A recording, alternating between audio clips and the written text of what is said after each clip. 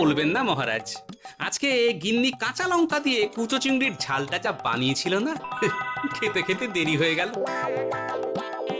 গোলগাপ্পি দেওয়ার আর জায়গা পাও না না? বিশ্বাস করুন, সত্যি খুব ভালো রান্না করেছিল গিন্নি, তাই আবার আরেক হাঁড়ি ভাত চড়াতে বললাম। আর সেটা খেয়ে আসতেই তো দেরি হয়ে গেল। আরো এক হাঁড়ি?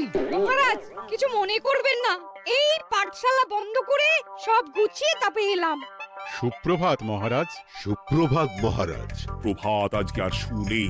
তোমরা সবাই এত কুঁড়ে হয়ে গেছো যে কি বলবো।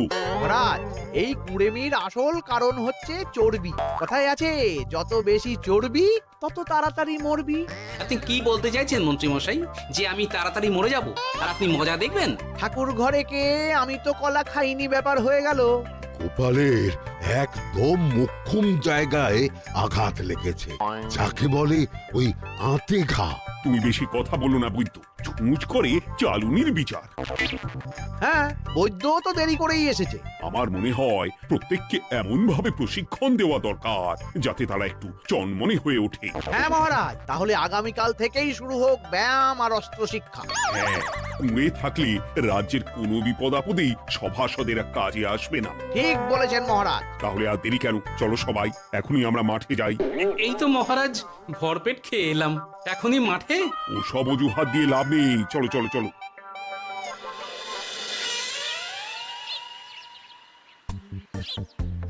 এবার সবাই সারিবদ্ধভাবে দাঁড়িয়ে পড়ো। কি গোপাল কোথায়? মহারাজ, গোপাল আপনার পিছনে দাঁড়িয়ে আছে, চুপি চুপি। এই গোপাল, যাও যাও মাঠের মাঝখানে গিয়ে দাঁড়াও। এই চাঁদি ফাটা রোদে কেন মহারাজ সুস্থ শরীরকে ব্যস্ত করছেন? এইসব বাজে কথা শুনতে চাই না। শুয়ে বসে থেকে শরীরের কি অবস্থা করেছো? শরীরের নাম মহাশয়, যা সবে তাই সয়। তুমি যাবে না, তোমাকে এক্ষুনি বরখাস্ত করব। কি জ্বালা, যেখানে আমার সব কাজ বুদ্ধি দিয়েই হয়ে যায় সেখানে গায়ের জোরের কি দরকার? হ্যাঁ, এই গোপাল, আমি 1 থেকে 3 অব্দি গুনবো, তারপরে সবাই এই মাঠের ধার বরাবর 5 বার পাক দিয়ে দৌড়বে। ঠিক আছে মহারাজ, আমি প্রস্তুত। আমি রোগাপটকা আছি, কোনো সমস্যাই হবে না। হয়ে গেল। সবাই প্রস্তুত? 1 2 3। কি হলো গোপাল, দৌড়াও দৌড়াও। মহারাজ, এর থেকে বেশি জোরে পারবো না। আই, কে আছো? একটা কঞ্চি দাও। এই সেরেছে। বেশ হয়েছে, বেশ হয়েছে। ব্যাটার এবার চর্বি কমবে। কি হলো গোপাল, হ্যাঁ হয়ে গেল? হ্যাঁ?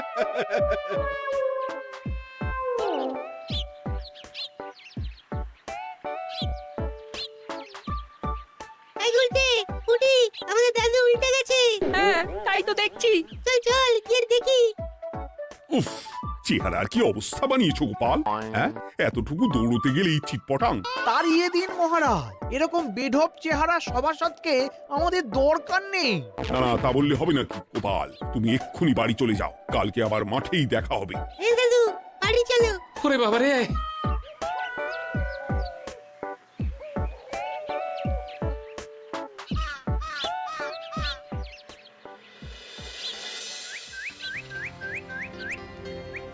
আরে ধুর ছাতার মাথা, তখন থেকে জল খেয়েই চলেছ। কি হয়েছে সেটা বলবে তো? শরীর চর্চা হয়েছে, শক্তি খরচা হয়েছে, আর পারছি না। উফ, বাপরে বাপ, কি পায়ে ব্যথা। এই জন্যেই আমি বলি বাপু, একটু বপুটাও নড়াও, কিন্তু কার কথা কে শোনে? ওরে বাবা, অকারণে সুস্থ শরীর ব্যস্ত করবো কেন বলো তো? বেশি নড়াচড়া করলেই আয়ু কমে যায়। তোমার এই বাজে কথা কোন শাস্ত্রে লেখা আছে শুনি? শাস্ত্রে কেন যাব, বাস্তবে জলজ্যান্ত উদাহরণ আছে। আমি মানতে পারছি না। হুম, মানতে পারছি না বললে তো হবে না, তোমাকে মানতেই হবে। বেশ, প্রমাণ করো। আমি যদি তোমাকে প্রমাণ করে দিতে পারি, তাহলে আজ থেকে বাড়ির বাজার দোকান করার দায়িত্বটাও তোমাকেই নিতে হবে। দিদা, তুমি তো ফেঁসে যাবে। দাদুর সঙ্গে বাজি লড়বে না। এই বাদ দে তো, তোর দাদু আগে প্রমাণ করুক যে বেশি নড়াচড়া করলে বয়স কমে। হ্যাঁ তাহলে বাজি? হ্যাঁ বাজি। আচ্ছা ঠিক আছে, বেশ। তুমি তুমি একটা পশুর নাম বলো তো, যারা খুব তাড়াতাড়ি দৌড়োয়। ঘোড়া, হরিণ, চিতাবাঘ আরো আছে। আচ্ছা, এবার সবচেয়ে আস্তে আস্তে কোন পশু চলে এরকম একটা পশুর উদাহরণ দাও। কেন কচ্ছপ? এই তো পেয়ে গেছে উত্তর। এবার তুমি বলো তো, কচ্ছপ কত বছর বাঁচে আর ঘোড়া, হরিণ, চিতাবাঘ এরা কত বছর বাঁচে? চিতাবাঘ, ঘোড়া কেউই 30 বছরের বেশি বাঁচে না, কিন্তু কচ্ছপ 300 বছরও বেঁচে থাকে। হেরেছে, হেরেছে, আমার বউ হেরেছে। উফ, জীবনের কত বড় চাপ নেমে গেল। হ্যাঁ, এই তুমি আমাকে এভাবে হারালে? তখনই বললাম দাদুর সঙ্গে বাজি লড়তে যেও না। নাও এবার খেলা সামলাও।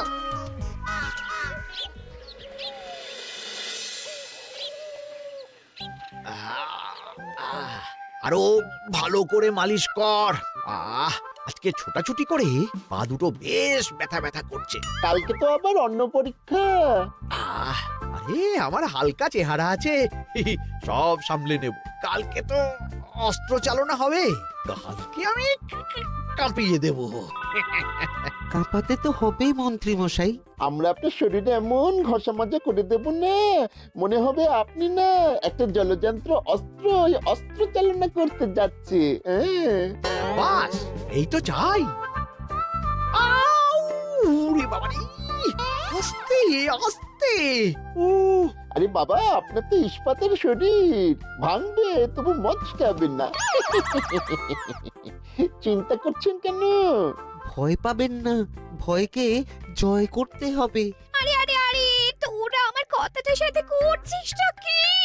মানুষটা মরে যাবে তো। ও চিন্তা করো না গিন্নি। ও বাবা, ওরা বলেছে আমার ইস্পাতের শরীর, ভাঙবে তবু মচকাবে না। একবার একবার এই বুড়ো বয়সে হাত পা ভাঙলে কি সামলাবে শুনি? মন্ত্রীমশাই, আমাদের বকশিসটা দিয়ে দিন, আমরা কেটে পড়ি। বাবারে বাবা, দিচ্ছি। এনে এত খাটানোর পরে এই এতেই এখন খুশি থাক। হ্যাঁ,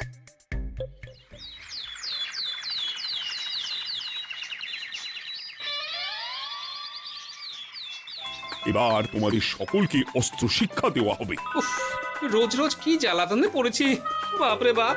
বাবা মা কাউকে ডাকার দরকার নেই, ভালো না লাগলে রাজসভা চাকরি ছেড়ে চলে যাও। মহারাজ, এটা তো উচিত নয়। যে যেটাই পারদর্শী তাকে সেটাই করতে দিন না। একটা বাঁদরকে যদি আপনি বলেন শিকার করে মাংস খেয়ে দেখা, সে কি পারবে মহারাজ? মহারাজ, গোপাল একটু বেশি কথা বলছে, ওকে আপনি বের করে দিন। আমি তোমার কথাই বলবো না গোপাল, তোমাদের সবাইকে এখন অস্ত্র শিক্ষা শিখতেই হবে। কর্তার ইচ্ছায় কর্ম, এখন তো আমার আর কিছুই বলার নেই। তাহলে আর দেরি কেন, তোমরা সবাই একটা করে ঢাল আর একটা করে তলোয়ার তুলে নাও। সেনাপতি, বলুন মহারাজ। তুমি সকলকে অস্ত্র শিক্ষা দেবে, তলোয়ার চালানো শেখাবে। এক এক করে প্রত্যেকে তোমার কাছে যাবে আর এক এক করে তুমি সবাইকে তলোয়ার চালানো শেখাবে। আচ্ছা মহারাজ, তাহলে ওই সবার প্রথমে চলে আসুন মন্ত্রী মশাই। হ্যাঁ, আমি প্রস্তুত। আমার শরীর ইস্পাতের মতো, ভাঙবো তবু মচকাবো না।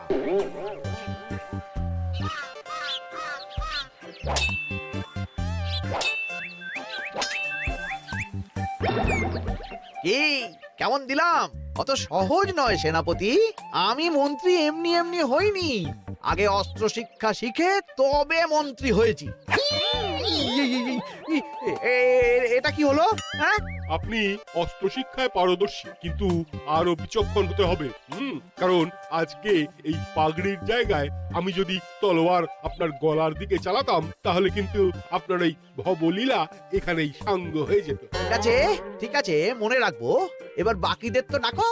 হ্যাঁ, এরপরে তলোয়ার চালানো শিখতে আসবে গোপাল। গোপাল দাদু, গোপাল দাদু। বাবা বাবা বাবা, গোপাল তুমি আবার দল বল নিয়ে এসেছো। দেখি তোমার কত দম। গোপাল, তুমি প্রস্তুত হও। হ্যাঁ হ্যাঁ, আমি প্রস্তুত। ওরে বাবারে, এ তো ভয়ানক চাপের কাজ, আমাকে বেশ বেগ পেতে হচ্ছে। সামলাও গোপাল। না, আমাকে অন্য রাস্তা দেখতে হবে। সেনাপতি, মহারাজের দিব্যি, তুমি আমার দিকে তলোয়ার ঢাল বাড়াবে না। এই এই, এটা কি হলো? সত্যি তো, এটা কি হলো? গেল গেল গেল গেল গেল গেল গেল দুটিটা খুলে গেল গো। দেব নাকি এবার কুচ করে কেটে? জিতে গেছি, জিতে গেছি। এটা কি হলো? শত্রুপক্ষ কখনো কারো দিব্যি শুনবে না। আর সেনাপতি, তুমি কি ওখানে দাঁড়িয়ে দাঁড়িয়ে মজা দেখছো? আমি কি করব মহারাজ, গোপাল যে আপনার দিব্যি দিয়ে দিল। গোপাল বেটা খুব চালাক। তাহলে এখন উপায়? ওসব গোপাল তোমাকে বোকা বানাবার জন্য করেছে। তুমি ধুতি ঠিক করে আবার লড়াই চালিয়ে যাও। যথাজ্ঞা মহারাজ। কিরে ন্যাপলা, তোদের দিদা আমার জন্য কি রান্না করে পাঠিয়েছে রে? এই তো ভাত, আলু সেদ্ধ, এই পুঁই শাকের ঝোল আর রুই মাছের ঝাল। আর তোদের যে তোষক, বিছানার চাদর আনতে বলেছিলাম, এনেছিস তো? ওই তো দাদু, কুটির গুলটে আর বাকিরা সবাই ধরাধরি করে নিয়ে আসছে। ব্যাস, তাহলে তার কোনো চিন্তা নেই। খেয়ে একটা জব্বর ঘুম দেব, কারণ এখানে যা রঙ্গ দেখছি তাতে বিকেল হয়ে যাবে। তলোয়ার শিক্ষা আজকের মতন এইটুকুই থাক। এবার শুরু হবে বল্লম শিক্ষা। সবাই আবার আগের মতন সারিবদ্ধভাবে দাঁড়িয়ে পড়ো। আহ, তোদের দিদা ওই সবটা কিন্তু বেশ জব্বর বানিয়েছে। তোদের দিদার হাতের রান্নার কোনো তুলনাই নেই। আহা, কি স্বাদ! এ কি, গোপাল আবার কোথায় গেল? এই তো মহারাজ, আমি এখানে ওই পুঁয়ের ঝোল আর রুইয়ের ছাল দিয়ে ভটকাচ্ছি। এসব কি মাঠের মধ্যে খাওয়া? আরে শরীরটাকে তো রাখতে হবে। তাড়াতাড়ি খেয়ে এইদিকে এসো। আসছি আসছি আসছি। এবার আমি তোমাদের দেখাবো কিভাবে বল্লম নিয়ে তেড়ে যেতে হয়। দেখান মহারাজ। এ তো খুবই সোজা মহারাজ। ঠিক আছে, তাহলে বল্লম নিয়ে তেড়ে যাও দেখি।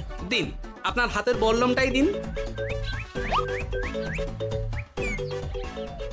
আরে আরে, গোপাল তো মাঠ থেকেই চলে গেল। আমি ডেকে আনছি মহারাজ। আরে আরে ও গোপাল, গোপাল, মহারাজ ডাকছেন, থামো থামো। মহারাজ বলেছেন বল্লম নিয়ে তেড়ে যেতে। তেড়ে গিয়ে আবার ফিরে আসতে তো উনি বলেননি। আরে এ তো মহা মুশকিল। উনি এক্ষুনি তোমাকে মাঠে ফিরতে বললেন। সেটা আপনাকে বলতে পারে সেনাপতি, আমাকে তো বলেনি। আমি চললাম।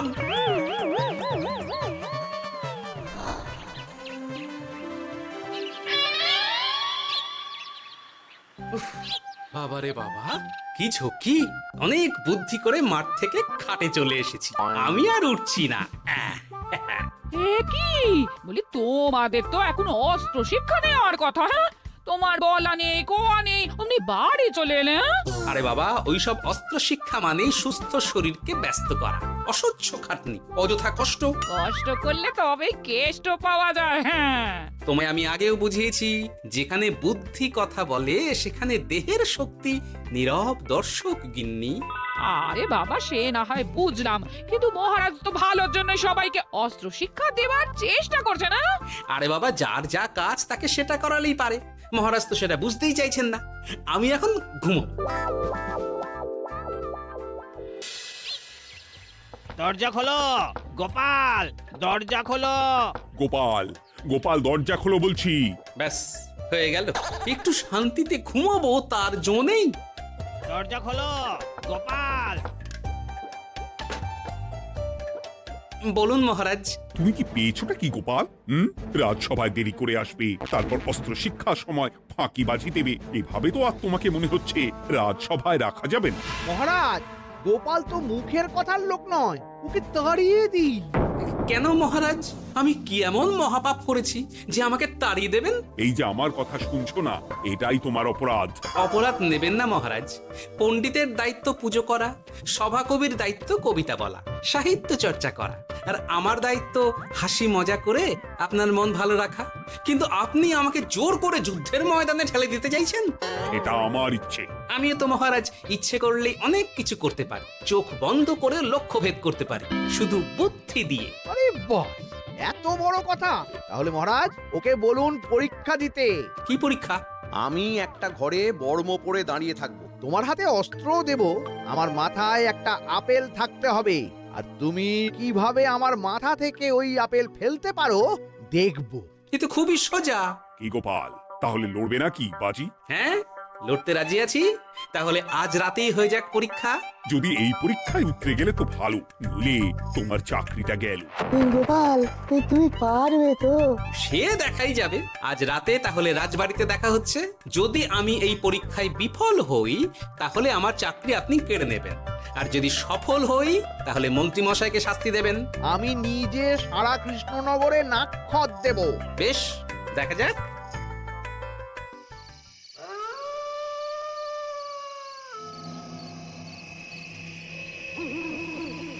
কি মন্ত্রীমশাই, ব্যবস্থা সব ঠিকঠাক হয়েছে তো? হ্যাঁ, এবার শুধু গোপালের পরীক্ষার পালা।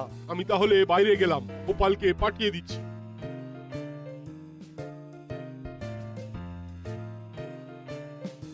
এবার যাও গোপাল, ঘরের ভিতরে যাও, দেখি তুমি কি করে মন্ত্রীর মাথা থেকে আপেল ফেলতে পারো। আপনি তো শুধু আমার চোখ ঢেকেছেন, আমার নাক মুখ কানও ঢেকে দিন, যাতে ঘ্রাণেন্দ্রিয় শ্রবণেন্দ্রিয়েরও সাহায্য না নিতে পারি। বেশ, তাহলে তাই হোক। আয়, কে আছো? গোপালের মুখ, নাক আর কান ঢাকো। যথা আজ্ঞা মহারাজ। একটু একটু মোটা কাপড় দিয়ে নাক মুখ ঢাকো, হ্যাঁ, যাতে সেভাবে আপেলের গন্ধ না পাই। বেশ বেশ।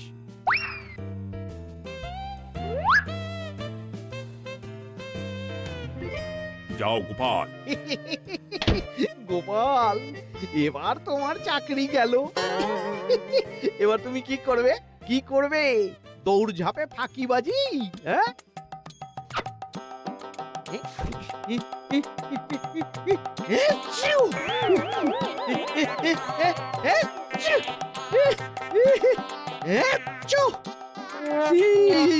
গেল গেল গেল গেল গেল, আপেল পড়ে গেল। আপেল পড়ে গেল? মহারাজ, এর মধ্যেই গোপাল আপেল ফেলে দিয়েছে। ঘরের ভেতরে চলো।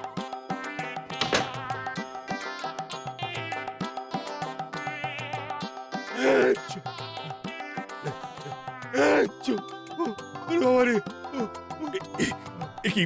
ওরে বাবারে বাবা, কি ঝাঁজ! ওরে বাবারে বাবা! কি মহারাজ, দেখলেন তো গোপালের চমক? অস্ত্র ছাড়াই আপেল ফেলে দিলাম। এ কি? এটা তো তুমি নীতি বিরুদ্ধ কাজ করেছো। সারা ঘরে নস্যি ছড়িয়ে দিয়েছো। মহারাজ, হাতে গিয়ে আপেল পড়ে গেছে। এবার সারা কৃষ্ণনগরে নাক্ষত দিতে হবে। সত্যি সত্যি গোপাল, বুদ্ধি তো তোমার জুড়ি মেলা ভার। আমার নাম গোপাল ভাঁড়। একটা কথা মনে রাখবেন, কেউটে সাপের লেজে পা দেবেন না, আর গোপালের কাজে বাধা দেবেন না। যে কাজ বুদ্ধি দিয়ে করা যায় তার কাছে শক্তি ছোট্ট শিশু মাত্র। সত্যি গোপাল, আজ তুমি সেটাই প্রমাণ করে দিলে। আর আজ থেকে তোমাকে তোমার ইচ্ছার বিরুদ্ধে খাটাবো না। তুমি খাও দাও, ভুড়ি বানাও। যার যা কাজ সে তাই করবে। যেমন এখন মন্ত্রী মশাই নাক্ষত দেবেন। হ্যাঁ, ভুল করে বাজি ধরে ফেলেছি, এখন নিজেই চাপে পড়ে গেলাম। তাহলে আর দেরি কেন? নাক্ষত এখন থেকেই শুরু হোক। কৃষ্ণনগরের রাস্তা শেষ হতে হতে সকাল হয়ে যাবে।